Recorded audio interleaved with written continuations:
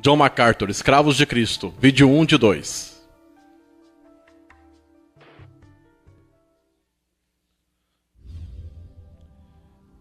Eu serei honesto. E você?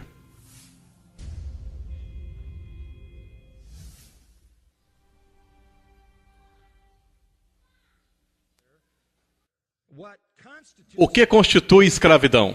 Você foi comprado por um preço. Você foi comprado por um preço. Não há expressões mais definidas em termos do que significa ser um escravo. Significa ser possuído. Significa ser possuído. Você se lembra dessas palavras? Mateus 25, 21. Muito bem, bom e fiel. Isso é o que você tem lido toda a sua vida. Essa não é a palavra para servo. Essa não é nenhuma das 6 palavras para servo. Isso é doulos. Muito bem, escravo bom e fiel. Quando você dá a alguém o evangelho, você está dizendo a ele: gostaria de convidá-lo a tornar-se um escravo de Jesus Cristo. Eu gostaria de convidá-lo a desistir de sua independência, desistir de sua liberdade. Submeta-se a uma vontade alheia. Abandone todos os seus direitos. Seja possuído e controlado pelo Senhor. Isso é realmente o Evangelho. Nós estamos convidando as pessoas a serem escravas. Não escuto muito essa conversa sobre escravo hoje em dia. E você? Um tipo de serviço que não é uma questão de escolha para aquele que o realiza. Um tipo de serviço o qual tem que fazer gostando ou não. Descreve uma submissão total a uma vontade alheia. A vontade do dono. E em total e completa dependência daquele dono. É isso o que a palavra significa. É a palavra para escravo. Se você acha que essa é uma palavra difícil para nós engolirmos, imagine o quão difícil era para aqueles que viviam no meio da escravidão engolir isso. Como Jesus e os apóstolos do Novo Testamento podiam conversar com pessoas vivendo no meio de uma sociedade dominada por escravos. 10 a 12 milhões de escravos, justo naquele tempo, sobre o fato de ser cristão era ser um escravo de Jesus Cristo. Não haveria nenhuma ideia distante, obscura do que isso significava. Eles saberiam exatamente o que isso significava. Precisamente o que isso significava. Deixe-me falar um pouco sobre os escravos no mundo greco-romano. Eles não tinham liberdade, eles não tinham direito, eles não tinham possessão de nada. Eles não tinham recursos legais nos tribunais. Eles não podiam testemunhar num caso legal. Eles não tinham cidadania. Eles não tinham nenhuma possibilidade de fazer o que eles queriam fazer. Eles não eram consultados. Diga aí, senhor escravo, o que você gostaria de fazer para ser satisfeito? Eles não foram consultados. O que você pensa sobre isso? Você pode sonhar seu sonho para que o seu mestre possa satisfazê-lo? Bizarro.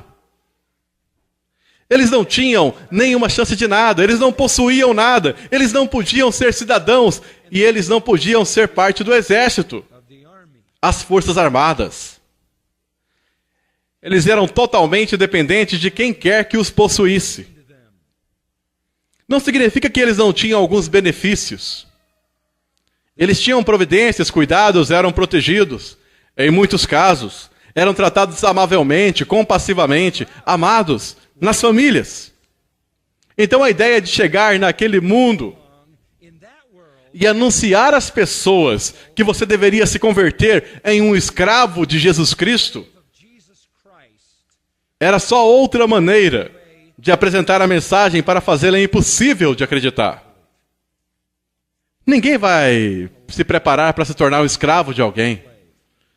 Vocês são chamados para serem escravos. A diferença entre um escravo e um servo é óbvia. Óbvia. Servos foram contratados para trabalhar por salários. Servos foram contratados para trabalhar por salários. E eles podiam renunciar. Eles eram pagos com salários por um trabalho. Escravos eram possuídos. E eles não podiam renunciar. Se eles fugiam, eles eram encontrados, presos, castigados. E há todo tipo de escrito antigo sobre os castigos de escravos. E pior, algumas vezes, muitas vezes, crucificados publicamente, como uma demonstração ao resto dos escravos do que poderia acontecer se eles escapassem, fugissem. Voltando a Gálatas, capítulo 1, verso 10, Paulo diz de novo, no final do versículo, ele diz: se eu estivesse tentando agradar a homens, não seria um escravo de Cristo. Ele entendeu o que significa. Eu só faço o que agrada ao meu mestre. Este é o foco singular de ser um escravo. Você não tem que agradar a muitas pessoas. Você só agrada a uma. Esta metáfora é crucial para entender nosso relacionamento com o Senhor. Se nós estamos falando sobre um relacionamento pessoal com Cristo e com Deus, então o nosso relacionamento pessoal é: somos escravos. Essa é a melhor maneira para definir aquele relacionamento. E Paulo aqui nos diz que significa que somente agradamos a Ele. Ele diz aos Coríntios: eu tenho como minha ambição estar agradando a Ele. Resume-se a isso: fazer o que Ele diz, fazer o que lhe agrada. É simples assim. Isso é o que um escravo fazia. Realmente apenas duas possibilidades, onde havia uma ordem direta e você obedecia, e onde não houvesse uma ordem direta, você encontrava um jeito de fazer que você sabia que agradaria seu mestre. Você lhe obedeceu e você o agradou. Ele diz essas palavras familiares: ei, agora, vós dizeis, hoje ou amanhã iremos a tal cidade, lá passaremos um ano, negociaremos e ganharemos. No entanto, não sabeis o que sucederá amanhã. Sois um vapor que aparece por um pouco e logo depois se vai. Em lugar disso dizemos: se o Senhor quiser, viveremos e faremos isto ou aquilo. Isso é linguagem de escravo. É isso que significa ser sujeito a uma vontade alheia. Eles eram escravos do passado, eles serão escravos do futuro. Agora nós somos seus escravos. Quem está sendo ensinado pelo livro do Apocalipse que estas coisas passarão? Nós nunca deixaremos de ser escravos. Nunca. Servos podiam ser contratados e renunciar. Um escravo era possuído. Isso significa possessão exclusiva, porque ele foi comprado por um preço.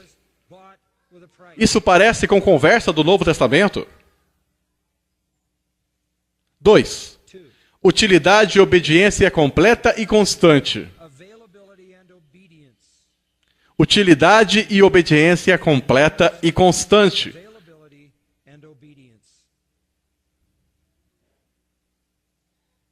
3. Sujeito a uma vontade alheia.